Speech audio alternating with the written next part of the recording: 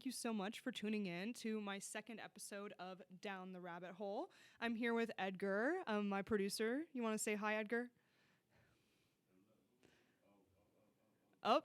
Well, he might be having some mic issues. Hello, people. Hello. Hello. Anyway, thank you so much, everyone, for tuning in. I'm really glad that you all could make time to come and listen to me today.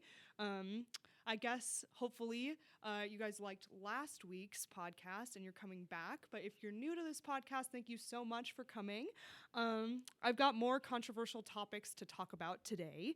So I guess I'll just get right to it.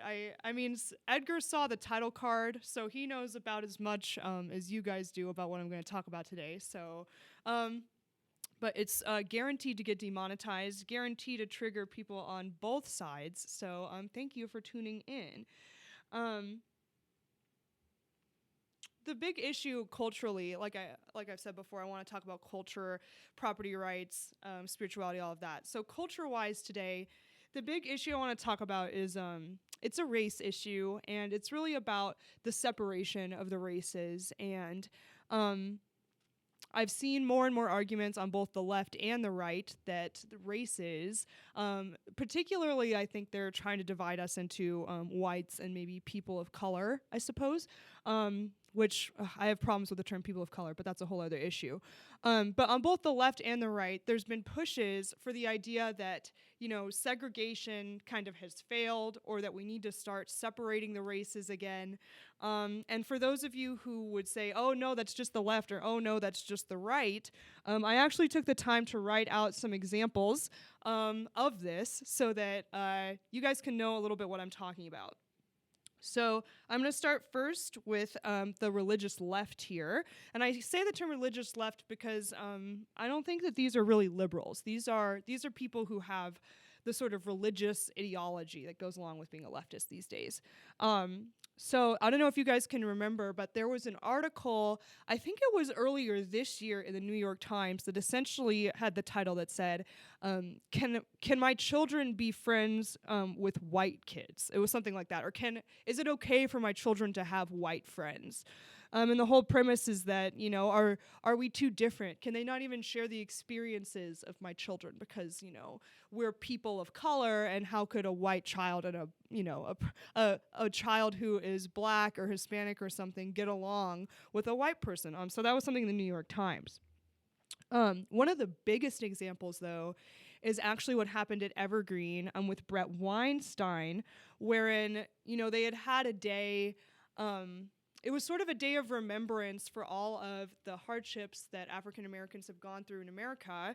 And it used to be a situation where the blacks or the African Americans would decide, oh, we're not going to stay on campus today. We're going to take the day off in order to show, that we have an impact on this campus, and without us, it feels different. So it's to show the importance of the black community on the campus in Evergreen. But then with the Brett Weinstein incident, one year they decided instead of having blacks voluntarily decide not to come to campus, they were going to tell white people or whites on campus, professors and students alike, that they couldn't be on campus at all. And so for those of you who know that story, I won't go through all the details, but essentially Brett Weinstein, who is by his own definition, a deeply progressive person, was, basically driven off campus. He was harassed by a mob, all because he was white and because he wanted to be on campus that day.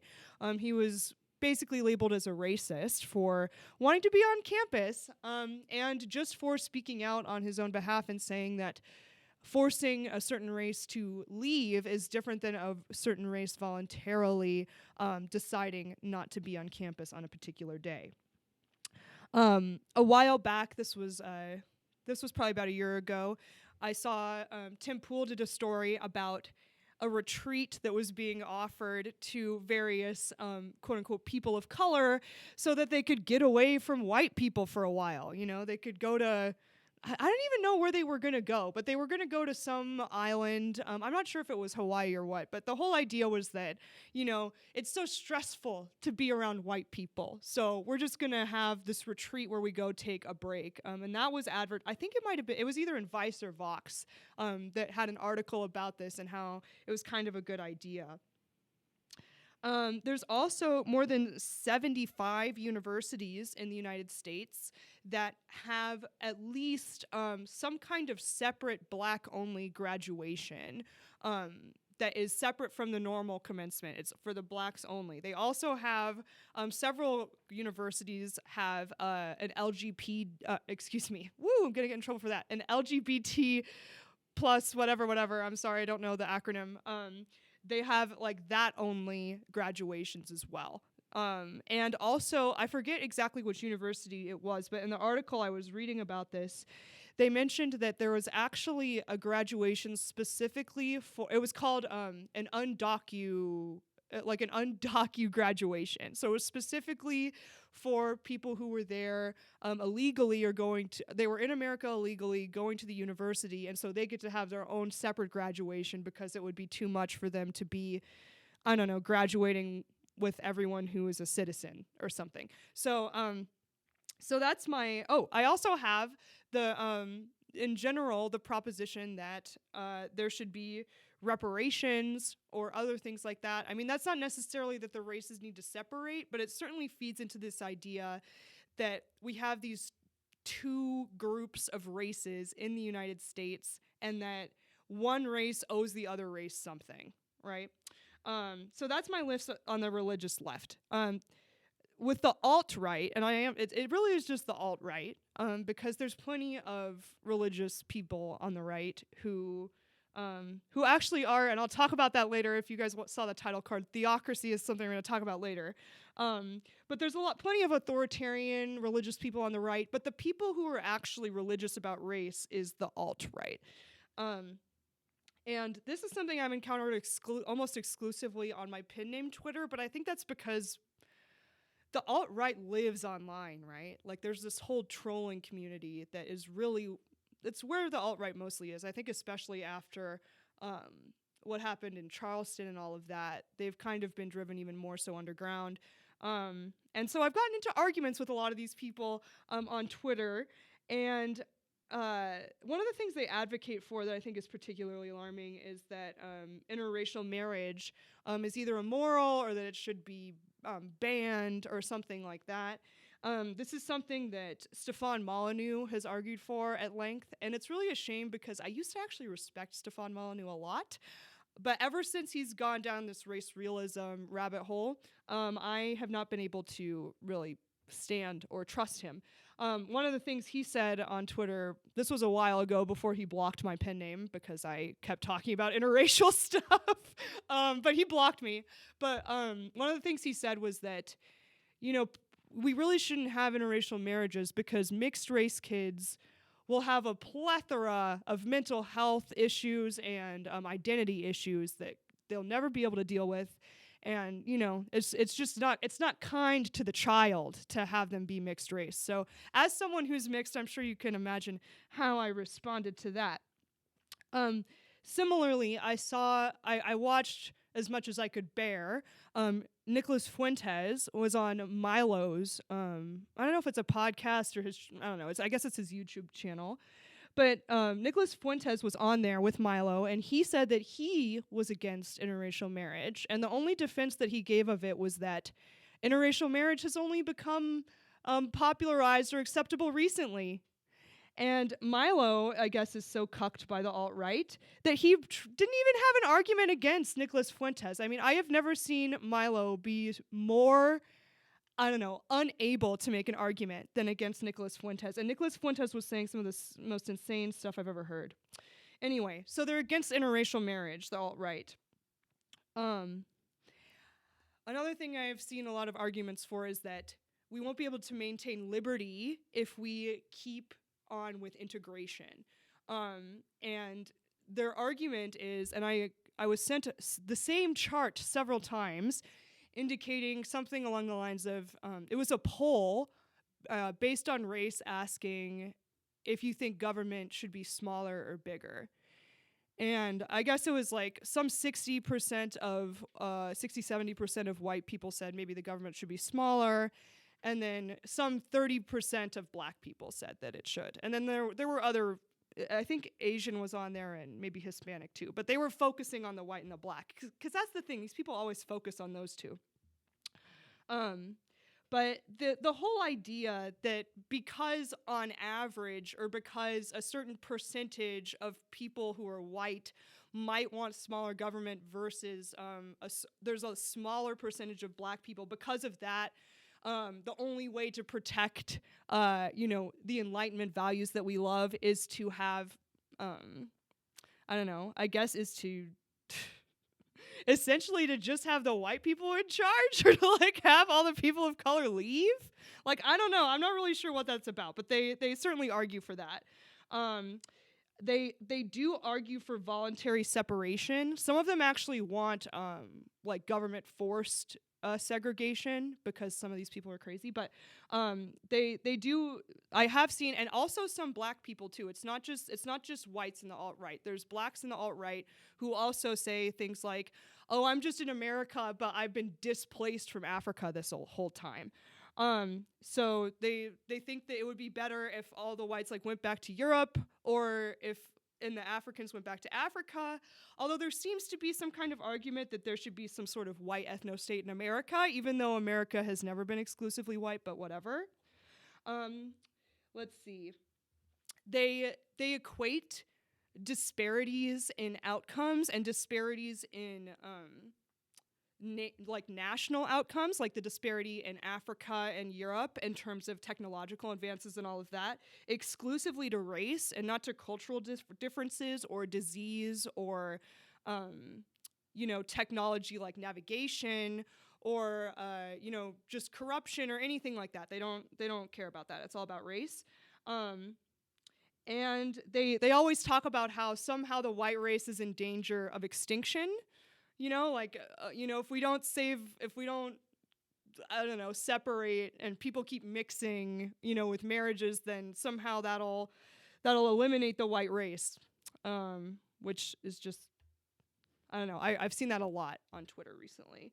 Anything they to just add, don't have Edgar, enough babies. The white people just don't. They don't produce enough. Yeah. That's what's gonna get rid of them. Well, and that's I wrote a long list of problems with these many, many things, and that's one of them. I can just jump ahead to that in terms of the alt-right. So to the extent that the white population is declining, it's really based on the choices of white people, because white people in Europe and in America, they're having fewer kids, partially probably because of economic issues, but also because we're a very abortion happy culture, both here and in Europe. Like, women are very happy to, get rid of their offspring. And it's not as if white people are not having abortions. It happens all the time. Not to mention the whole thing of like feminism that has happened, that women are supposed, the thing that I was preached to, or what was preached to me rather, as I was growing up and going through my adolescence into adulthood, was that the real value that I would find as a woman is in my career. Being a mother, that's a waste of your time. It's a waste of your money. It's going to age you. It's like they phrase it. I mean, if you just watch Sex and the City, for example, that was supposed to be a show where it's like, here's these 4 different women in New York all getting along. And they're all different, but they're all, sassy and fun or whatever. But none of them wanted, I guess the redhead had some kids, but even then she cared so much about her career and she was prioritizing that all the time, and that was viewed as virtuous. But Carrie, in the movie, she decided she didn't want to have kids. The other 2 characters, it was just sorry, I hit my mic. The idea that that it's just white people, there's just less white people because we don't have an ethno-state or something, is just ridiculous. Feminism plays a huge role in that. Birth control, abortion, all of that is crazy. Not to mention, more recently, the left has been pushing this idea that you shouldn't have kids because of the climate, you know? Like if you have kids, you're either bringing them into a world that's going to end, you know, within, what did the bartender say, like 12 years? Or you're just creating another carbon producing entity that is just going to ruin the environment faster. So, and I mean, these reasons why a lot of white people are not having kids are not conservative reasons. I mean, these are liberal or more leftist really reasons to not be having kids. So the idea that that it's just like, oh, if we could just isolate all the whites to one place, you know, our demographic issues would be solved is just absurd.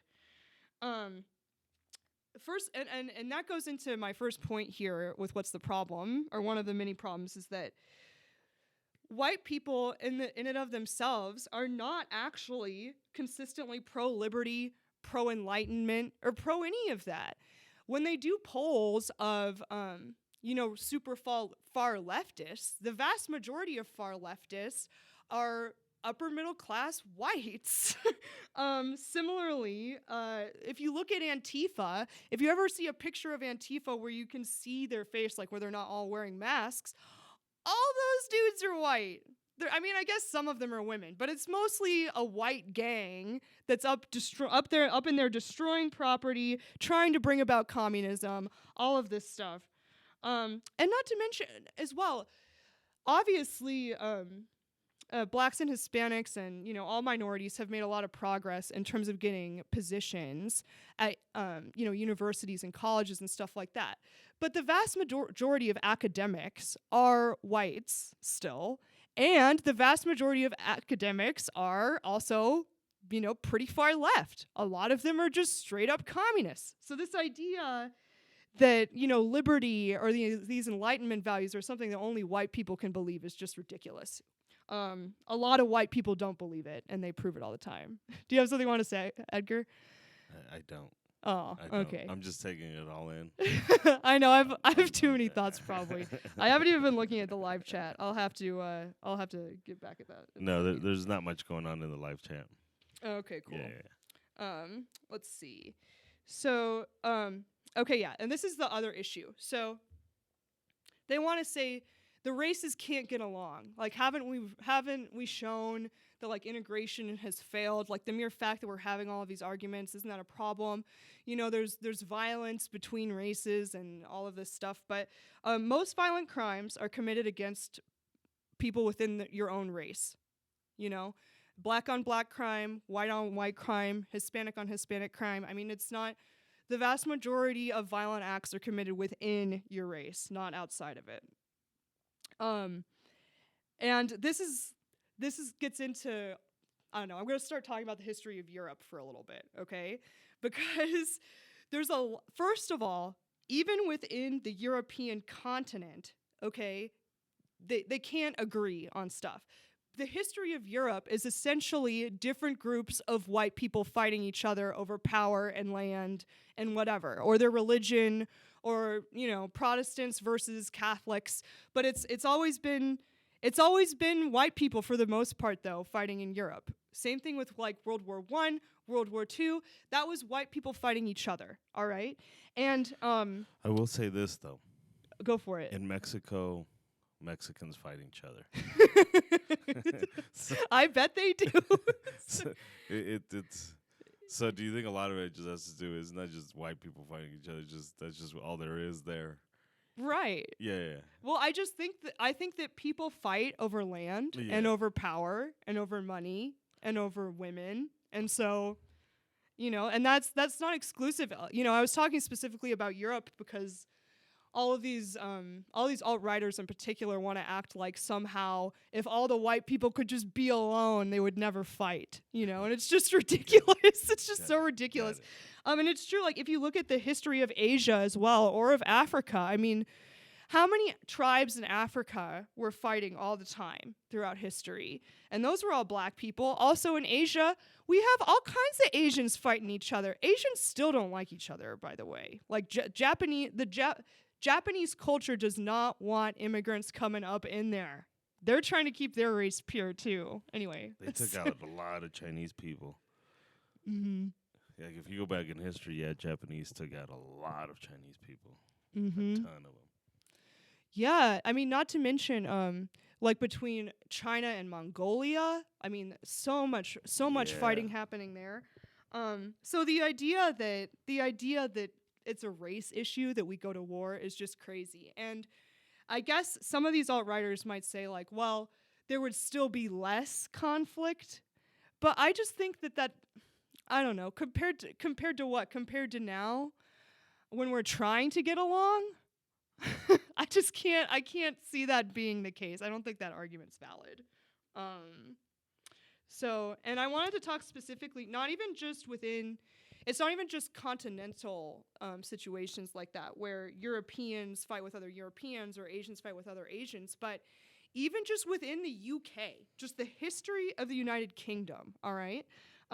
Obviously, Game of Thrones isn't just based on that, but if there's any country's history that's close to a Game of Thrones situation, it is the UK. I mean, there's people battling for power, battling for the crown, killing each other over power, sending, armies to die over power, all of that. And that was all just within the UK. And it's the same thing in Ireland. I mean, there's still rifts in Ireland. I mean, isn't North Ireland part of the UK and not its own thing too? I feel like the Irish have had huge clashes in terms of Catholicism versus versus Protestantism, and that's a rift that is still going on in some ways in Ireland today. So it's really this is one of those things where if you want to look at all of history and the world through race-colored glasses, you can try to find arguments for this stuff, but it is just so flimsy. All of it is just so flimsy. I think part of the other problem is that culture and race are not the same thing, not even a little bit. And I'm really sick of this conflation. This is actually something that leftists do a lot. If you criticize Sharia law or Islam, then they'll call you a racist, even though that's a religion and anyone can become a Muslim. So it's really not a race issue. And similarly, the idea that desiring liberty is purely a white thing is just so absurd to me. I mean, I think about women like Ayaan Hirsi Ali, who lived through such horrors of Sharia law growing up in Somalia and then escaping an arranged marriage and then, going to Europe and then having to essentially flee Europe because, she was too close with people who cared a lot about free speech and criticizing Islam. And, I mean, she's black. It's like, does she not care about liberty, or is she not a Westerner? I mean, the idea that your melanin content would have anything to do with that is just absurd. I wrote down so many problems. I still have so many.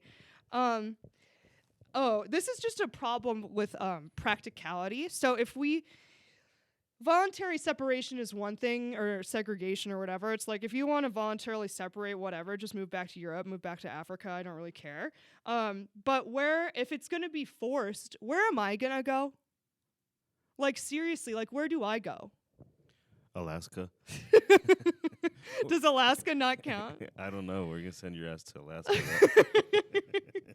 Go where it's freaking cold. Like, get your bitch ass up there. That's where I want to go. At least Alaska's really pretty, man. Yeah. But yeah, I mean, I'm just genuinely curious what they would prescribe. I mean, maybe do they want to have a specific state that is declared for mixed people? They'd probably send you back to Africa, because I think at the end of the day, they just want pure. But, I mean, I'm not trying to justify it. I'm just trying to get to their logic. Oh, no, I mean, I didn't think you were trying to justify Yeah. Well, I mean, I guess, but I feel like the more extremist blacks who are kind of in this voluntary segregation space would not want me in Africa. They would think that I am, like, too white. Yeah. Because then you'd be a whole nother problem over there. Yeah. It's really kind of strange, actually, because it went from a situation where the one drop rule meant everything, and that kind of put my parents in a situation where they were subject to all kinds of various racist laws. But now that seems like it's been thrown out the window. Not that the one drop rule was good, but now it just seems like whatever half of me somebody doesn't like is the part they're going to focus on. So, or they'll say that the only reason why I care about liberty is because of my white half. I actually did have someone say that. Yeah, I mentioned that. Also, if the races couldn't get along at all, like if it was really that bad, we wouldn't have people wanting to get interracially married. So you wouldn't even need to prohibit it. Like this, all of this is just nonsense. It's contradictory. The idea that interracial marriages are such a problem that we have to outlaw them, but at the same time the races can't get along, so we have to voluntarily segregate, as if people would voluntarily not be around other races. I don't know. It's like that doesn't make any sense. Why would you want to marry someone if you didn't even want to be around their race at all? And you wouldn't need to ban it if people didn't want to do it. And someone on Twitter said, someone on Twitter basically said that because so many people marry within their own race, that everyone kind of agrees that interracial marriage should be illegal. And that's just what are you gonna say? That's stupid. I know, that's just stupid. That's stupid. what I thought. I mean, that's like saying because most of your friends are the same race, you would be in favor of prohibiting people being allowed to be friends with each other if they're different races. I mean, it's just the extrapolation there is crazy to me. And I will just say, for all these people who want to say that race played such a big role in all of this, in the Enlightenment values, like firearms and the invention of forging and all of that, not to mention the impact of domesticating livestock on the Europeans' ability to withstand disease, whereas other cultures didn't necessarily domesticate livestock as soon, at least. So all of these things had a profound impact on the history of the world. It's not just because people are white or because people are black or because, I don't even know, this whole person of color thing. It's like, who even is white and black anymore? It's not because of that. The history is sculpted by much bigger factors than what our skin is. So Guns, Germs, and Steel, please take a read, especially if you have alt-right leanings and you're listening to this. If you read that book and you still think that the history of the world is all about race, then I guess there's nothing I can do for you.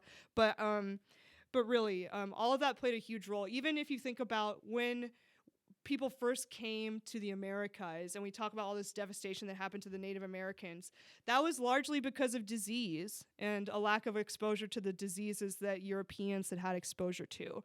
So it wasn't just because they were white that they were able to take over what was happening here in America or colonize America.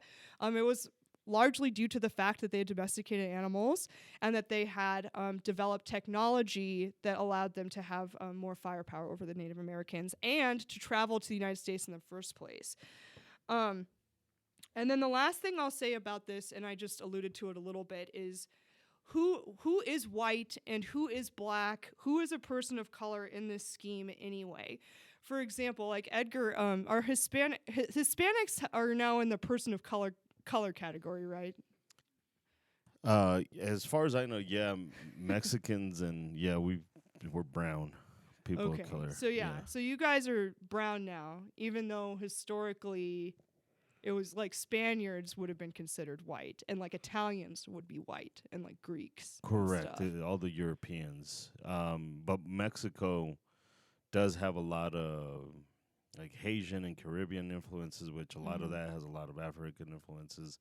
And then obviously Native Americans with the Aztecs, the Mayans, and I forget how to pronounce it in English, but in Spanish it's Tarahumara, which is a tribe of Native Americans. So with all those, but once the Spaniards came in and they started spreading their Well, I've just wondered if like on the left and the right, like the leftists who say, oh, like we just need a break from white people. I mean, they would probably say that Hispanics are people of color, even Spaniards. But I would be curious to find out what people on the alt right think about Italians and Spaniards, and if they are also quote unquote white. And also like I guess for the voluntary separation, I mean, what about people what about blacks who really are, I don't know. Like just if the whole idea is to protect Western civilization or Enlightenment Did you values. just stump yourself? Huh? Did you just stump yourself? I stumped myself because I just don't know like how all of this even works out in their own head. Like how they can even justify all of this stuff in their own head. Because there's so many even within white and black, there's so many different categories. Ooh, phone's ringing. Phone's ringing. But also even most Americans are mixed in some fashion. So I mean, how white do you have to be allowed into the white ethno state? Or how black? I'm probably not either. So anyway, I just there's really not that many questions in the live chat. If you guys have any questions or like thoughts about this, I would be curious to see what my audience thinks. I do know that there is genuinely there is a path from certain libertarians to go from being pretty good on libertarianism, and then all of a sudden they end up in this weird alt-right world. I'm not really sure why that happens, but it happens more than I want to see. And I'm just going to keep fighting these arguments, because these arguments about race and separating the races and the history of whites versus blacks, it's all just nonsense. Like all of it is just debunkable. And if any of my viewers are, wanting me to debunk more of this, or if you're arguing with someone who's in the alt-right or the religious left about this and you want me to talk about it, I'll talk about this on other podcasts too, because I think this is just going to keep getting worse, because the radicals on the left and the right are both pushing this idea that integration has failed, and that is just so frightening to me. I just can't even get past it. But with that, I've ranted about that enough, so I'll probably talk about property rights for a little bit. Oh yeah. Oh, well, thanks, Brett, for being in the live chat. I really appreciate you listening. Yeah, you said popular opinion, Nick Fuentes is a douche. Yeah, I do think that's a pretty popular opinion. There's a lot of people who've been trying to stick up for him, but I really don't think that he has very many redeeming opinions, if at all. I think that whole interview that he did with Milo was Milo's attempt to make to make Nicholas Fuentes seem reasonable, and he managed to highlight how very insane Nicholas Fuentes is. You could see on Milo's face that he was like, dude, I'm trying to throw you a bone to show you're not racist, and you're just digging in on all of this stuff. In any event, so let's talk about property of body. So last week, I talked about my property manifesto. I went over the basics of property rights in terms of real property, the bundle of sticks, all of that good stuff. My mother commented that she actually really appreciated that information, because she had never really heard about property rights in that form before, so she appreciated it. She also wanted me to make a disclaimer, which I will make, which is that when I'm talking about these things and what should or should not be legal, I'm not necessarily encouraging people to go out and do those things. Like, for example, last week we talked about prostitution, and I'm going to talk about that again tonight, but I don't encourage anyone to be a prostitute. Like, please don't be a prostitute, actually.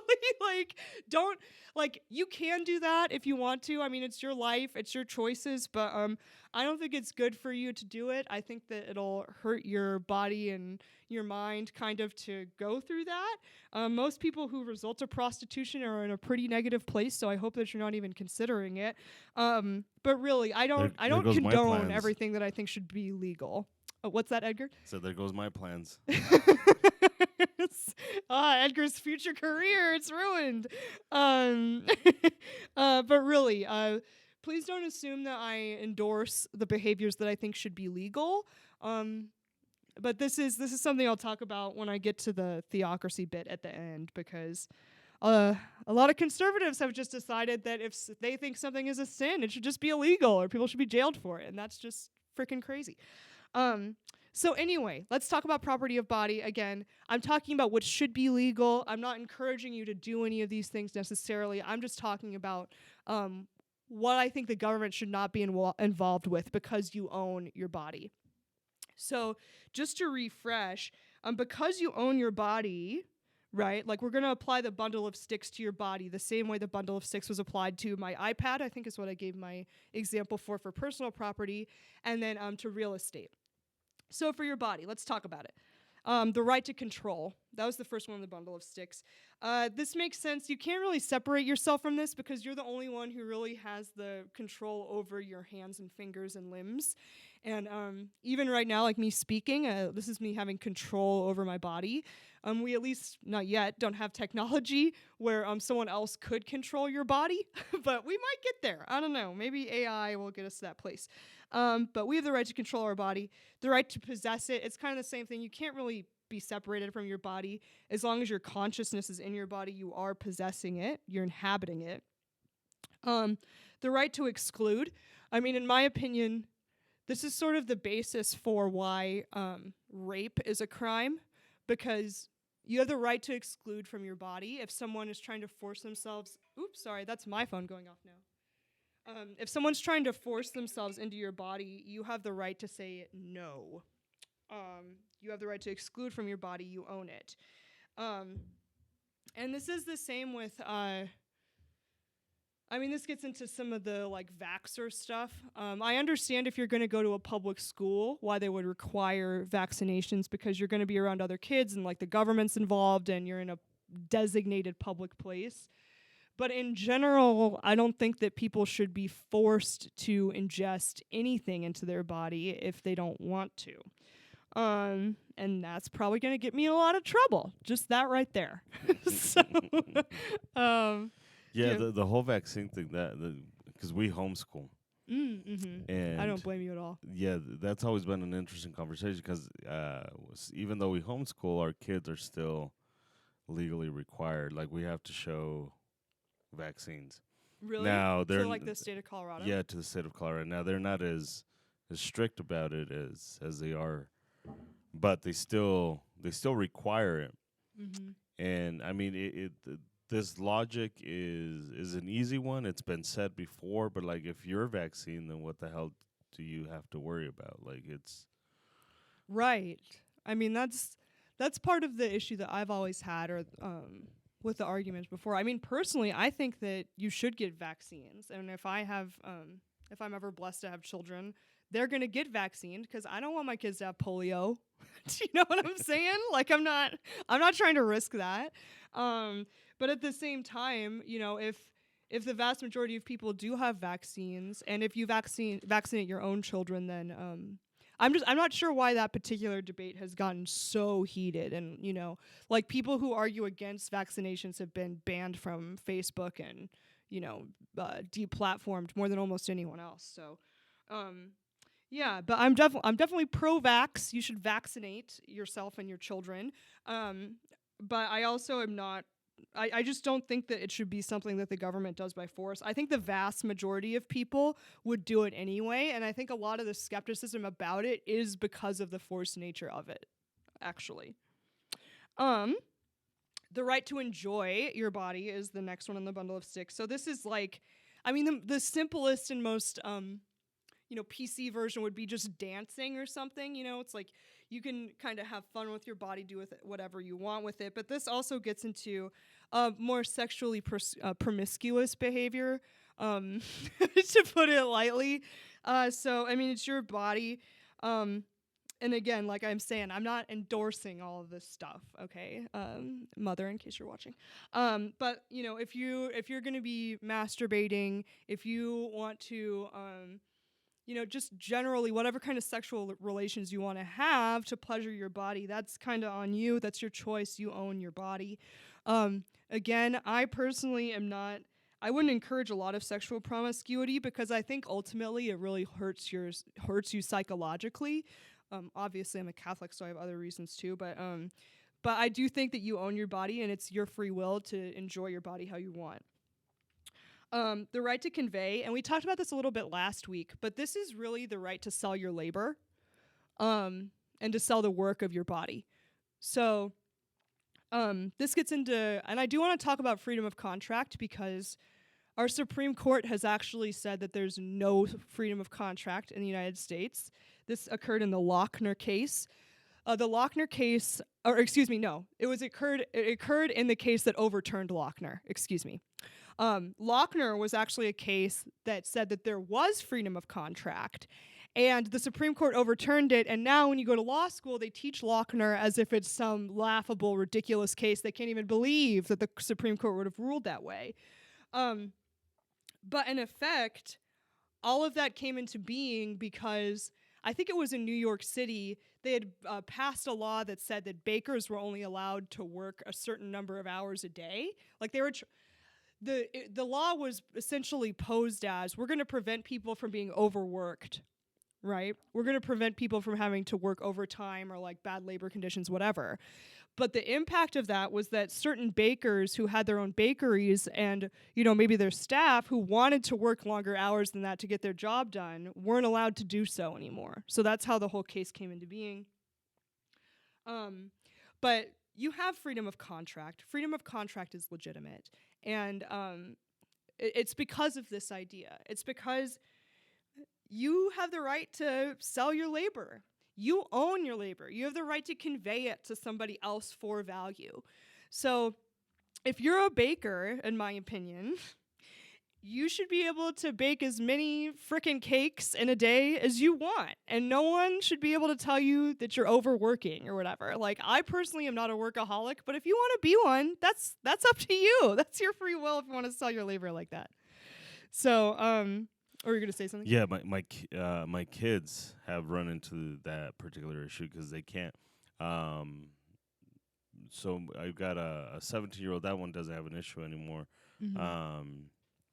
But like the 15 and the 13-year-old, if they wanted to get a job right now, well, they couldn't. Mm-hmm. They can't because there's laws that says this individual who wants to work and is seeking employment because their dad's a cheap ass. Yeah, probably. No, I am. Just being honest. Yep. So they can't get that job though. They can't because there's laws that will prevent them from getting a fucking job. Yeah, it's true. And even if, like, let's say they just wanted to apprentice under a carpenter or something, that would be illegal if they were getting paid.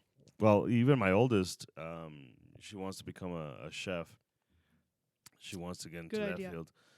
And she has to wait until she's 18 for most reputable or really nice places where she can learn because she's dealing with knives. So most places will not hire her until she's 18 years of age. Wow. Because of that. I guess Master Chef Junior is blasphemy to these people. No. But it's true. It's... I understand why a lot of people pass the child labor laws because, there were kids working in some pretty bad conditions and kids got hurt and stuff. Like, I mean, I understand why they went for that, but it's just everything with the government. There's no nuance. There's no exceptions. There's no, well, what if my child just is really adept at this particular trade and they want to start learning already? It's like the person they're learning from just can't pay them, I guess. And I think that's partially why, it's very similar to my opinions about the minimum wage, because people make arguments about the minimum wage like, oh, well, it just helps people get paid more money, because all the greedy, CEOs are just withholding money from their employees. But the truth is that what the minimum wage really does is just kick out the bottom rungs of the career ladder for most young people who are trying to get into the job market. Because effectively, let's say you're fresh out of high school, maybe you're not trying to go to college because you're kind of smart enough to have realized that unless you're going to be an academic or a lawyer or a doctor or something, it's probably like not worth your money or your time. And you want to go learn a trade. Like maybe you want to go learn to be a gunsmith or something like that. And maybe you find a gunsmith that you want to work under, and it can be like a mentor-protege relationship or like a master-apprentice relationship. But he could only afford to pay you maybe $3 to $5 an hour for the actual work you do. What we've done in effect by putting the minimum wage in place is say, the only way that person can do that is if they don't get paid at all. Like they can go and they can learn from that master. They can learn woodworking, they can learn plumbing or whatever, but they can't get paid to do it unless they can garner at least, I don't know what, I forget what the national one is now, but they're trying to push $15 an hour or whatever. And quite frankly, most of these tradesmen who would be willing to teach their skills, you know, they probably would be willing to pay at least some nominal amount of salary or, you know, hourly rate to these guys or to their, you know, little apprentices or whatever, or even pay them in rent or something like that. But unless you can actually get to the minimum wage level, effectively that kind of master-apprentice relationship is illegal. And that's crazy to me. And whenever I have someone argue about the minimum wage on Twitter, what I'll say is, if I want to take a job for $5 an hour, who the hell are you to tell me that I'm not allowed to do that? Like, also, I've had friends who were really wealthy, okay? And they still wanted to work, though, even though they were trust fund babies or whatever. And so they might have gotten a job working in an art gallery or something like that. And, you know, the gallery owner still would have to pay this person the full minimum wage, even though they didn't want it. Like, they wanted something because they were giving their time. It's like, well, you should pay me something. I don't want to volunteer. But they don't need to support a family on that job. You know, it's like, I'm doing this because I want to be around an art gallery or something like that. But the idea that, you know, certain kinds of work are illegal just because the employer couldn't pay the employee enough is just ridiculous to me. Some people don't need the money, they don't want the money, or the skills that they can learn from the employer are worth it to them to get paid less. So instead of forcing all of those people to get paid nothing and be like an unpaid intern, why don't we just allow them to get paid whatever they and the employer are willing to agree to, because that individual is selling their labor to the employer, and that's their right to convey their labor. And that goes into prostitution too. But I'll talk about prostitution a little bit more later, because I'm going to talk about all these people who want to ban porn. So we could talk about that later. And then the sixth right in the bundle of six that I wanted to talk about was the right to destroy. And this gets into a lot of libertarian issues, as you can imagine, because this is your right to like do drugs, to be drinking, to go on crazy diets, to get tattoos and piercings, and, you know, just the right to kind of mess up your body if you want, you know? Not that I think that all drugs are destructive or all of that, but I do think that, you know, I would never want to do heroin. I would never want to try it. I don't really see any benefit in that. I don't encourage any of my audience to try hard drugs like that. But if someone wants to do that, it's their body. It's their choice to destroy it if they want to.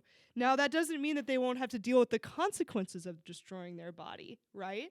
Like, if you decide to live a life of drugs and alcohol, and you're doing lines all the time and getting wasted all the time and eating badly, then, you know, you'll probably have a lot of medical bills. You'll probably have health issues later in life that you'll have to cover. But, you know, that's your choice. It's your choice to do all that stuff. So, and with that, I'm going to get into some particular issues with property of body. How long have I been streaming, by the way? Can I ask? You can ask. You have been on, sorry, I've got it on the broadcasting screen. I just want You've been at it for a little under an hour. Oh, okay. Whoa. All right, good. Wow, I talked about those the segregation thing longer than I thought. But it really has me jazzed up. It's on my mind a lot. These people piss me off who want to separate the races like that. Okay. So let's talk about some particular issues with property of body. I won't spend too terribly long on this because I'm trying to not go longer than an hour and 15 minutes. Okay, but let's talk about the FDA, shall we? Um, Edgar's laughing already. um, the FDA is one of my least favorite of the alphabet organization or alphabet like entities with the federal government. And to me, it's because it violates the property of body just so much. Like, just the idea that we're going to have a government organization decide what kind of prescription drugs you're allowed to take, or what kind, even if it's from some like whack job medicine man, like what you're allowed to take, what someone is allowed to sell, all of that stuff is just, it's just crazy to me. It's your body. If you want to take a risk with an experimental drug, or if you want to trust, you know, some guy who's selling you smelling salts out of a wagon like in Oklahoma, I mean, that's up to you. I mean, there's risks with that. And whenever I mention abolishing the FDA on Twitter, I get people who are like, "Oh, I guess you want all of us to just, whenever we go to a restaurant, get poisoned and die." It's like, well, how many people could get poisoned at a restaurant and die before that restaurant's out of business? That's everybody's go-to every single time. I guess you just want this to happen to it. Like, no, it's just the free market will take care of it. Mm-hmm. Like, I've never, I see reviews of certain restaurants. They're like, okay, I'm not gonna go there. Mm-hmm. Like, and I take into account the Karens that attend that restaurant that are constantly just looking for shit to complain about. But yeah, you just don't do that. Like, oh, 100 people got food poisoning there. Like, let me go there. Like, no, it just doesn't happen that way. Right? Especially now. You know, back in the day, it might have taken longer for word like that to spread. But with websites like Yelp, I mean, people are brutal with their criticisms online. And if you do any research into somewhere, you can find bad reviews. And if it was really a restaurant that was poisoning people, they would be out of business in like a month or two. Like, they would not be getting away with that for long. Mm-hmm. But the FDA, however, can get away with prohibiting people with terminal diseases from trying to take an experimental drug that might save their life. You know? So it's like, how can that be just? And I think that they might have introduced some legislation to try to change that. I'm not sure if it actually got passed, but for a very long time, it was a situation where even if you were terminally ill, you still couldn't take a drug that wasn't approved by the FDA. Like, you just couldn't risk it, even if the trials that had happened so far were promising. So, or just a pill to kill yourself. Right. Which is slightly more controversial, but... No, I mean, it's on my list of specific issues here, so I'll jump to that. Because here in Colorado, it did pass. It did pass in Colorado. Which one? For you to be able to just off yourself. Like through assisted suicide? Correct. I mean, assisted suicide, personally, I'm not a fan of that because I feel like that other person is now, like, taking your life. Like, it's... Like, even if you beg someone to kill you, I still don't think that they... Well, you take a pill, so it's not like somebody's there with you, but they give you a little vial of pills that just... I don't know. Maybe it's messed up, but I feel like they should have to go find the pills themselves. Like, I know that sounds terrible, but, like, I do think that it's your body. Like, it's the right to destroy it. Oh, no, you get the pills. You get the pills. They're just prescribed to you. They have to be prescribed to you by a doctor. But that's what I'm saying. Like a doctor, like if you take a Hippocratic oath to, like, do no harm, you probably shouldn't be prescribing someone a pill that's going to kill them. Yeah. You know, like, that's kind of just your role as a doctor. Now, if you're someone who, like, well, wants you're an death, attorney. Let's get into this. You're an attorney. I'm sorry, I'm derailing your thing. It's okay. This is part of the property of body. It's all right. I'm curious now. Yeah. You're defending someone who murdered someone, and you kind of know that they might have done it, or it's kind of hard. But now, where's that fine balance of protecting your client and just straight up being like, nah, fuck this fucker. He straight up did it. Fuck him, let him burn. Yeah, well, I do think that when your liberty is at stake, because I did do public defense work. I do think when your liberty is at stake, that you should always you should have someone make your best argument for you in court. Now, if you did it, that argument for you is probably not going to be that good. You know what I mean? Like, that's probably not going to work out that well. But I do think that, especially given that the state has like the death penalty and stuff, I think that it's important for people accused of crimes like that to have like a defense. Personally, it's part of the reason why I didn't do criminal law. There's certain kinds of crimes that I would have a hard time defending, murder being one of them, child sexual abuse being another.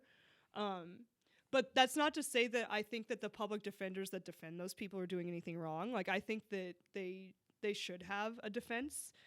But that doesn't mean that I don't think that they should be punished. Like, I think murderers like need to be punished.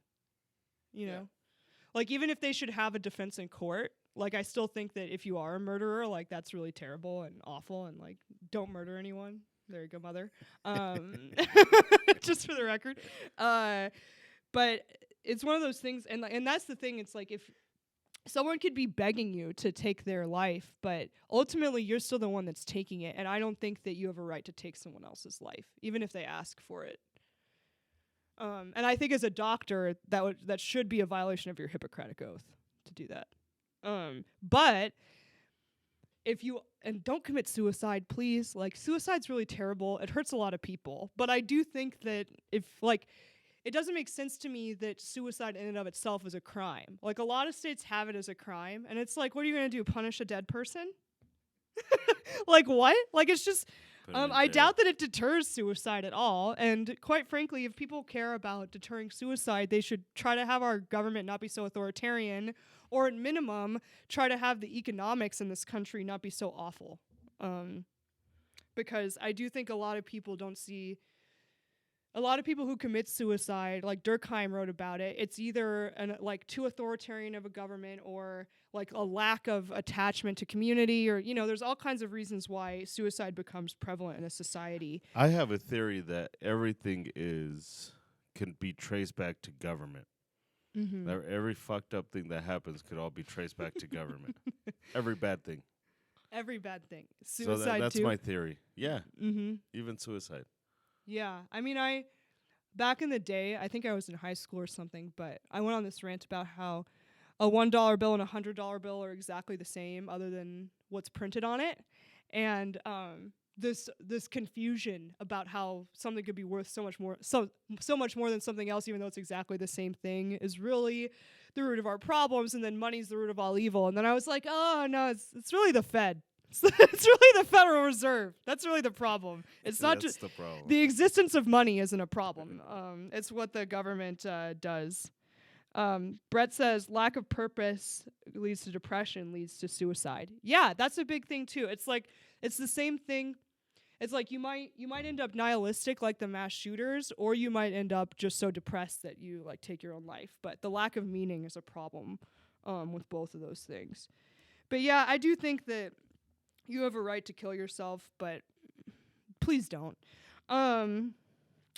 Let's see. The Second Amendment is actually a property of body issue, in my opinion, because it's a self-defense issue of your body. You have the right to exclude from your body, protect your body, all of that stuff. That's why you have the right to carry a gun, because there's people who could do harm to you or try to steal from you, right? Like get into your personal property, other stuff like that. But really, if someone's trying to harm your body, you have the right to exclude from it. And if someone's trying to rape you or murder you or whatever, you have the right to pull a gun on that person. And that's partially where the Second Amendment comes from. Self-defense of your property of body. Habeas corpus. I mean, this has kind of been messed up in America almost. Obama tried to get rid of it. Actually, he did, didn't he? Yeah, he did. That was oh man, it's been so long. But it was back a long time ago, but he basically said that you could be detained without trial, right? Well, he did that with the people from Guantanamo.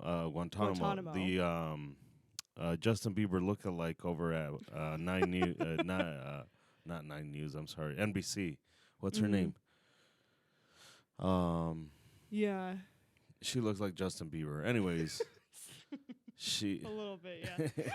It's true. not Ellen DeGeneres, but the other one that does the news on NBC. She man, are we finding a pattern here about these ladies that look like Justin Bieber? Anyways, she went on a whole rant with the people from Guantanamo, basically the terrorists that were here, going to jail forever. And then it doesn't really only limit it for terrorists. So it kind of words it for Americans. And we've seen that shit in Chicago, in that secret, quote-unquote, secret prison, where nobody knew where the fuck they were at. They couldn't call anybody, and they were just holding them just to keep them. Yeah. Yeah, that's true. And that's why all of that stuff passes, right? Because they'll say, oh, this is just so we can, detain terrorists, right? But even the Nazis got to have a trial at Nuremberg, man. Like, we're not even going to give them trials just because they're terrorists. It's like you've apprehended them alive. Give them a freaking trial. Brett says, side note, Right to Try Act passed in 2017 or 2018. Yeah, that's what I thought. I thought there might have been some legislation. The Right to Try is the one that I think it's only if you're terminally ill, you're allowed to try a non-FDA approved drug. But which is good. I'm glad they at least did that. I didn't know if it had been signed into law or if it only passed the House or something. But really, even if you're not terminally ill, like I have horrible migraines like all the time, and Edgar gets migraines too. And man, I would try all kinds of experimental stuff to try to get rid of these if I could, man. Like, I don't know. I'm sure there's a bunch of stuff that's not allowed on the market that, people are trying to help migraine sufferers. So, the one a pet peeve for those of you that don't get migraines is, I think we talked about this last week, you and I. Maybe we did. Maybe we did when they tell you just drink water. Oh yes, please. Like, just drink water. Like, if that helped it, like, I'd fucking drink a shit ton of water. Like if you talk to someone and they're like, man, I have such a bad migraine, don't tell them to drink water, okay? You're just gonna piss them off. Because unless it's their first migraine ever, they've tried that shit. Okay? We've tried drinking more water. Most of us have probably tried several different prescription medications to try to deal with it. At least I have. I've tried. I'm currently trying to change my diet in the hopes that maybe that'll help it. But I don't know. Some of this stuff is hard. But yeah, really, don't tell migraine sufferers just to drink water. It's not about water, okay? When you're having a migraine, the blood vessels in your brain are constricting and clenching, which is why you get aura stuff like blurred vision and all of that, and why your head hurts. No amount of water is going to tell the blood vessels in your brain to relax, okay? So anyway, few other quick issues here. The whole idea that you have a right to your life, like life, liberty, and the pursuit of happiness, the idea that you have a right to your life, that's a property of body issue, man. Because you have a right to live it. You have a right to enjoy your life, live in your body, all of that. And then the last one I want to talk about real quick is transgenderism.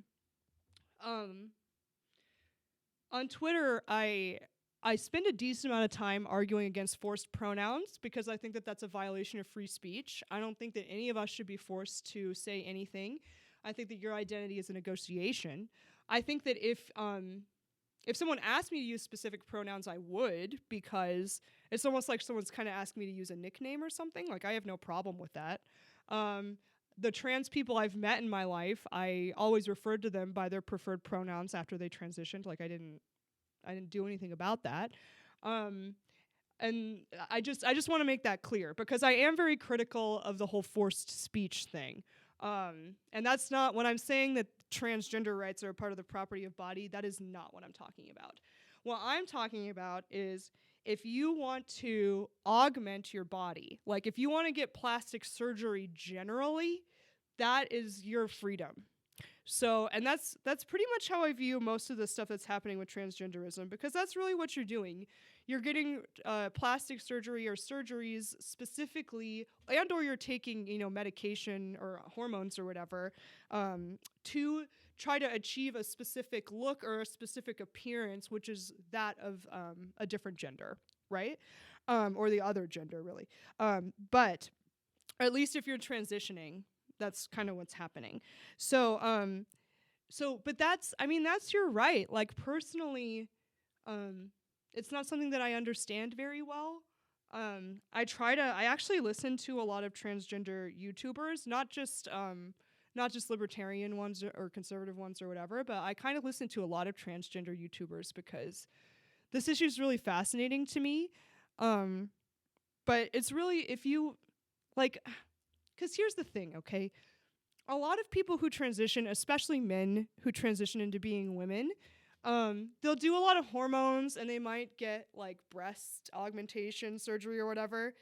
But a lot of them don't actually do the final snip snip, so to speak. um, They're not committed. yeah, they're not committed. But I just think that I feel like that shows that at a certain point they do know that it is like a body altering situation, and a lot of them, even if they do feel like I really am a woman and all of that, there's something about like removing your penis that is probably just really hard. Like that's something I just can't get my head around it. I'm not trying to be bigoted. I just don't understand it. Like I just genuinely don't. Um but even then, even in the instance where you're going to remove a body part like that, I still think that that's your choice.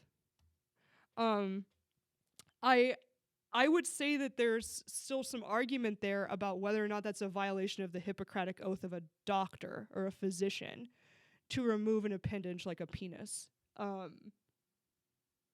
And that in and of itself probably means that I'm a hypocrite or a bigot or something. But what are you gonna say, Edgar?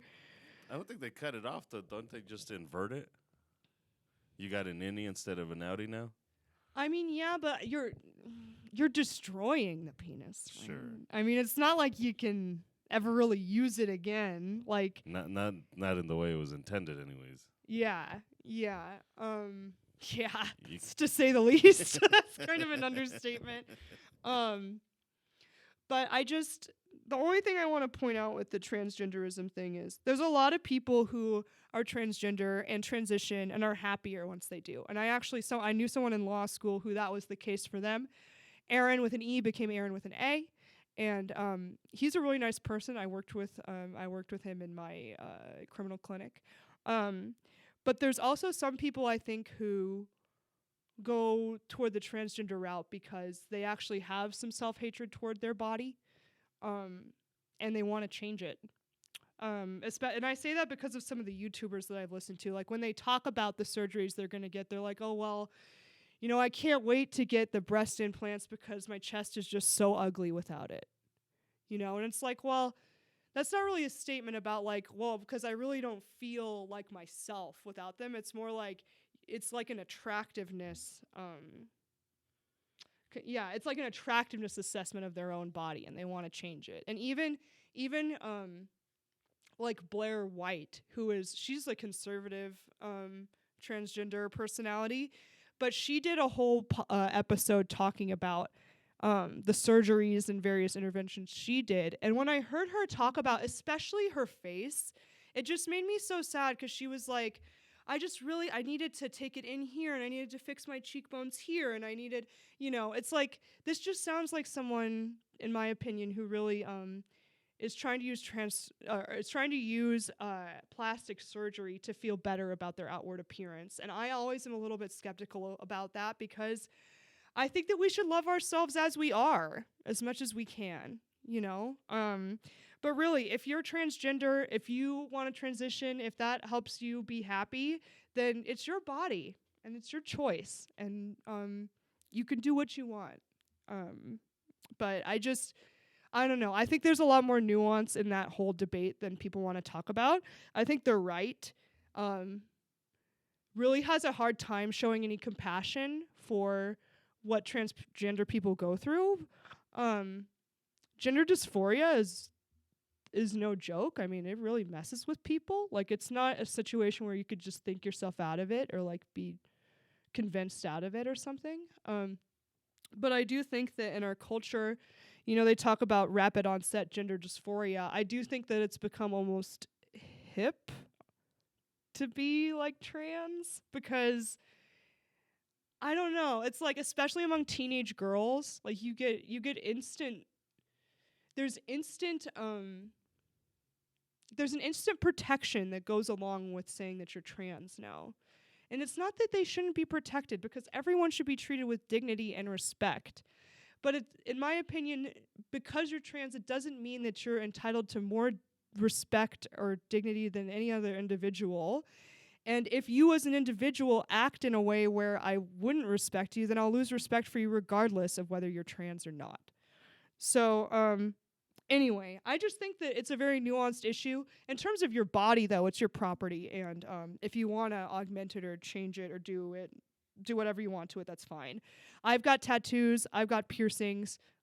Personally, I would never get plastic surgery, but even people who are doing plastic surgery, just like the people in California who just want to have big fake titties, it's like, if you want to do that, like, you could do that. And if you want to augment your body because you really think that you were born in the wrong body, then yeah, I mean, that's your body to do that with. So those are my big, that's basically property of body. There's some other issues I would talk about, like abortion, but that gets into more complicated property law, like trespass by necessity. And I'm just trying to do the basics. I've got like a couple people in the live chat. No one's really been asking questions, but if anyone does have questions about what I just went over with property of body, let me know, because this one in particular I build off of this a lot in my other parts of my property manifesto. Do you have any other comments, Edgar? I do not. Okay. Nope. Well, let's move on to the part that's going to make Edgar cringe. Well, maybe not so much. Maybe he'll be all right with it. We'll see. I'll be all right. So I'm going to read another gospel reading tonight. But before I do, I'm going to preface it a little bit, okay? So for those of you who are watching this podcast, probably know what's been happening in the Twitter sphere in terms of there's a couple conservatives, I really would call them more theocrats at this point, on Twitter and on the internet, who are pretty much talking about how like pornography just needs to be banned. One of these people was Matt Walsh. Matt Walsh is a Catholic commentator with the Daily Wire. And he went further than that. He didn't just say that porn should be banned, but he actually said that pornographers should be jailed. All right? Which is just there's so many problems with that. Better get the bail money ready for me. Uh-oh, Edgar's in trouble already. But I mean, I just wonder, like, if, like, does he want Hugh Hefner in jail? Like, I don't know. This is all, like, well, nuanced Hugh's stuff. dead, but yeah. Oh, is Hugh Hefner dead? Yes, he's dead. When did Hugh Hefner die? I don't know exactly, but he's Well, dead. now I sound like an idiot. Anyway, would he have wanted Hugh Hefner to be jailed prior to his death? Anyway, I guess I should make sure that people are still alive before I reference them like that. It's okay. Hefner's been stiff for a very long time, so it was a bad joke. No, I like that joke. That's fine. But so Matt Walsh was out saying that kind of stuff. A lot of people got up in my mentions and were arguing with me. I was called basically like a fake Catholic and a heretic for not wanting this to be banned. Also, just a few other people I want to mention. Jack Posobiec, I don't know how to pronounce his last name, but this fool last Christmas-ish, or maybe it was around Easter, was out there tweeting about how Trump is like almost literally Jesus. He was like, oh my gosh, like they killed Jesus for the same reasons they're trying to, impeach Trump. Like there was weird stuff like that. Like he makes comparisons between Trump and Jesus all the time, which is really disturbing to me. But the other day he tweeted out something along the lines of like first he did two different tweets. One was good morning to everybody except for people who say happy holidays. It's like, okay. All right. So we've gotten to a place where it's not just like, please let me say Merry Christmas. It's more like, I'm going to be triggered by you saying happy holidays. It's like, okay, there are actually a couple holidays in December. even if you're mostly like, even if you're all about the Judeo-Christian thing and you don't want to get into other stuff, it's like, okay, at minimum Hanukkah is also in December. So don't be offended by that. He also tweeted out, in terms of the pornography ban, he said, "Good morning to everyone except for the childless libertarians who are okay with like porn being readily available." So, I mean, there's problems with that. Plenty of libertarians have children, Jack. Get a life, okay? Also, I don't know. It's just, it's weird that it's actually, this whole thing has created a libertarian conservative feud online about banning porn, which I think is kind of crazy. There's also an account, I think they do podcasts too, and they're relatively big, but they're called Liberty Hangout. Are you familiar with these people, Edgar? No, Okay. I'm not. Well, the guy who runs Liberty Hangout, his name is Justin, and he's dating, or he's engaged to, I guess, that Caitlin Bennett chick. Remember that chick who had, like, she walked around with a rifle on campus? Oh, yeah. Yeah, and she does stuff with InfoWars or whatever. So her fiance runs the Liberty Hangout website, and they are in their Twitter, and he's got, like, an anarchist symbol as his thing, as his profile picture or whatever. But that guy is literally advocating for a theocracy, okay? And he's trying to act like he's an anarchist. It's absolutely absurd. He called me a fake Catholic too. But I was making an argument about property rights because he said that because gay sex is a sin, that it should be illegal. Like, and if you're a Christian, then you should agree with that. And I was like, well, it's really, like, you guys claim to be about property rights, but you're saying that the government should be able to regulate what two people are doing in their bedroom, like, consensually. And then he said that I should take Catholic out of my bio. That was his response to that. So, anyway, so that's just another example. But there's several, it's not just these accounts. There's been several accounts recently, and even Milo in that interview with Nicholas Fuentes said that if he could have a Catholic theocracy, like, he would prefer that to what we have now, okay? And here's the thing. I'm a Catholic. I'm a devout Catholic. I had a very Catholic wedding. I go to Mass every Sunday. I read the gospel, if not every day, several times a week. Like, I'm a pretty devout Catholic, all right? But I don't want a theocracy. And us not having a theocracy, it doesn't just protect other religions, it protects Christians too. Freedom of religion is not just for obscure religions like Scientology or whatever. It protects us as Christians as well, all right? So let me read this Bible verse real quick. It's a quick parable, but I hope Matt Walsh is listening. Maybe I'll, like, tag him in this or, like, share this podcast with him specifically. But because he's a Catholic, and he's out there talking about how we should be banning porn and jailing pornographers. So let me just read this real quick. This is from the Gospel of Matthew, chapter 18. Then Peter, approaching, asked him, "Lord, if my brother sins against me, how often must I forgive him? As many as 7 times?" Jesus answered, "I say to you, not 7 times, but 77 times. That is why the kingdom of heaven may be likened to a king who decided to settle accounts with his servants. When he began the accounting, a debtor was brought before him who owed him a huge amount. Since he had no way of paying it back, his master ordered him to be sold, along with his wife, his children, and all his property, in payment for the debt. At that the servant fell down, did him homage, and said, 'Be patient with me, and I will pay you back in full.' Moved with compassion, the master of the servant let him go and forgave him the loan. When that servant had left, he found one of his fellow servants who owed him a much smaller amount. He seized him and started to choke him, demanding, 'Pay back what you owe me.' Falling to his knees, they were deeply disturbed and went to their master and reported the whole affair.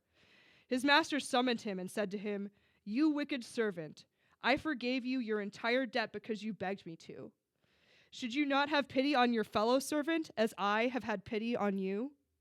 Then in anger his master handed him over to the torturers until he should pay back his whole debt. So will my heavenly Father do to you, unless each of you forgives his brother from his heart." Okay. So, you could probably get why I read that particular passage. The idea is that as Christians, we talk about God being ultimately forgiving, all forgiving. Each of us as individuals, we're sinners by our own admission if we're Christians. And we are only saved by God's grace and compassion and forgiveness and mercy. And if we are not willing to show that same mercy to everyone else, even to sinners, even to people who owe us a debt, then, we'll be up wailing and grinding the teeth just like all the other sinners up in there. You don't get to claim that you're righteous while also arguing that you should be able to put other people in jail, especially for things that aren't even violent. Okay? So I have some thoughts on this. First of all, Christ never advocates for government force in order to bring about his church. He gives Peter, he says, upon you I will build my church. He doesn't say, Peter, build my church, and now that whole thing about loving thy neighbor as yourself, get rid of that. I want you to start, anyone who commits a sin, throw them in jail. Jesus said nothing like that. Nothing of the sort. And quite frankly, our faith would be meaningless if it was enforced at gunpoint. What's the point of it? What's the point of saying that you're a Christian if you're forced to say it? If you're forced to say it at gunpoint, how can your faith really be genuine? How can anyone know if your faith is genuine if you have to do it by force? Or if you don't believe, you're going to be thrown in prison. I mean, everyone's going to claim to be a believer then. But what about your actual heart? What about your free will and your ability to choose what is the right way to live? That's part of the reason why we have the gospel in the first place, is because we have free will and we get to choose to follow Christ. If it's not a choice, then what is the value in that? Christ told us to, it's like drop your nets and follow me. Leave your possessions and follow me. But it wasn't a situation where it's like, if you don't, you're dead. Or if you don't, I'm throwing you in prison if you don't believe. So really, it's just ridiculous. And I would ask those who are really maybe you're more of a Protestant type, I don't know, and you're super strict, you're more of I ascribe to the God of the Old Testament, who's really more intense about this stuff. He's raining down fire and brimstone on everyone. I mean, it's the same God, of course, but you know what I mean? They talk more about the fire and brimstone aspect. Even in that instance, I beg you to remember the story of Sodom and Gomorrah, which is toward the beginning of the Bible. I mean, you can't get much older than that. But even in that instance, God was going to save all of Sodom and Gomorrah if 10 people were willing to repent in the entire city. 10. God would have spared the lives of the entire city for the sake of 10 people. And the whole idea was that the whole city was, indulging in decadence and degeneracy and all of this stuff. And that's why God was going to destroy it. But it's if there's even a couple good people up in there, I'll save the lives of all of those other individuals. All of the people participating in degeneracy will be saved. So the idea that that God would have no mercy for people who are, committing or who are doing sexual deviance in any way or participating in pornography. That's just ridiculous. The only places that still have theocracies now are Muslim countries, okay? And at least to my knowledge, maybe there's some other theocracies I'm not aware of, unless you want to consider communist countries theocracies, because I do think communism is kind of a religion in many ways. But, the very people who are arguing for a theocracy in America are horrified by what happens in Islamic countries. And I gotta say, at this point, if we had a theocracy institutionalized in America, I'm not confident it would even be a Christian one. All you people trying to say, we need our morals, imbued in the law. It's well, good luck making sure that those are Christian morals, because a lot of our country is not on board with that. It's like I talked about yesterday with the cultural civil war. A lot of our country doesn't care about I mean, theocrats don't care about liberty, to be honest.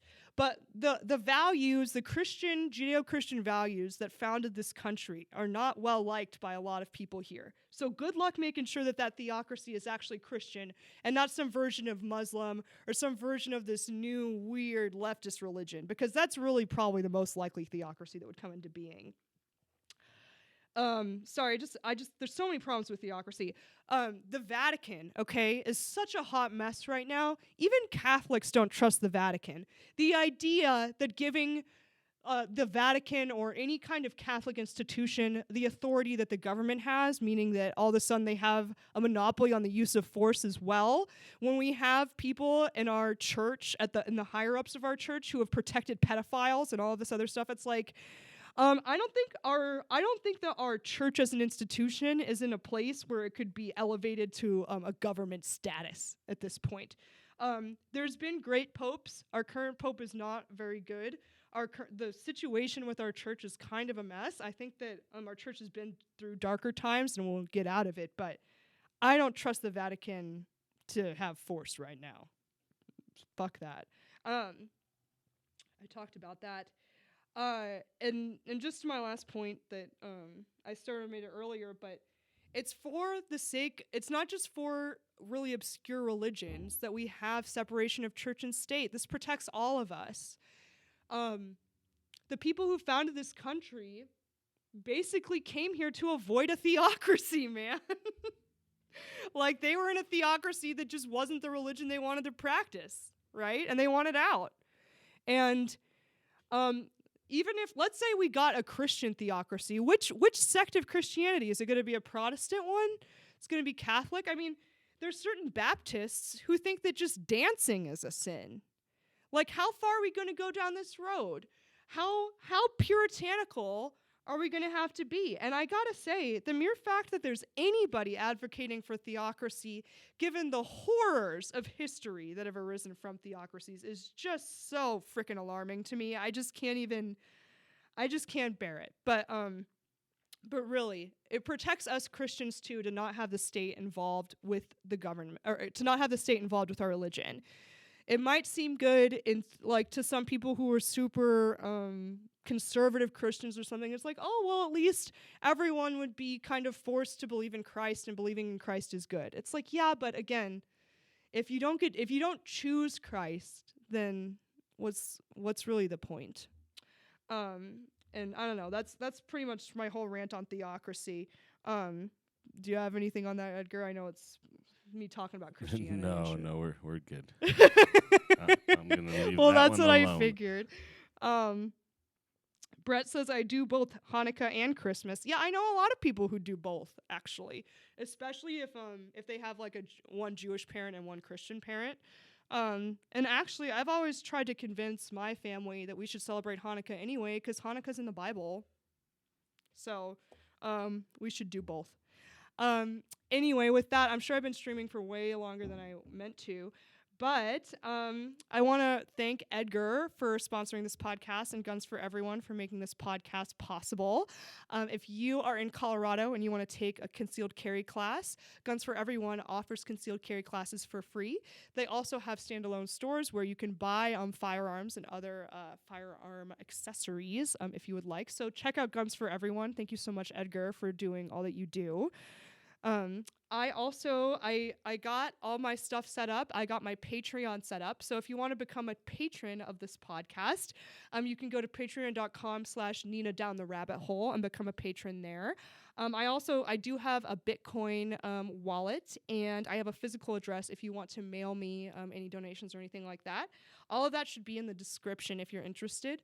But more than anything, if you like this content, if you enjoy what I'm talking about here, if you think this is important, please just share this with anyone that you think would want to listen.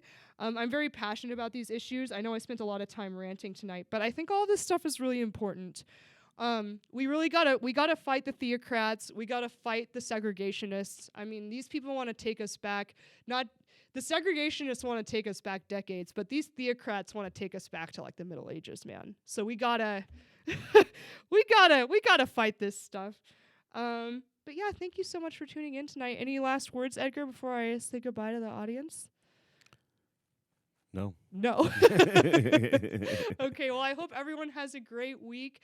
Stay warm wherever you are. It's mid-December these days. And yeah, live free, everyone. Have a good night.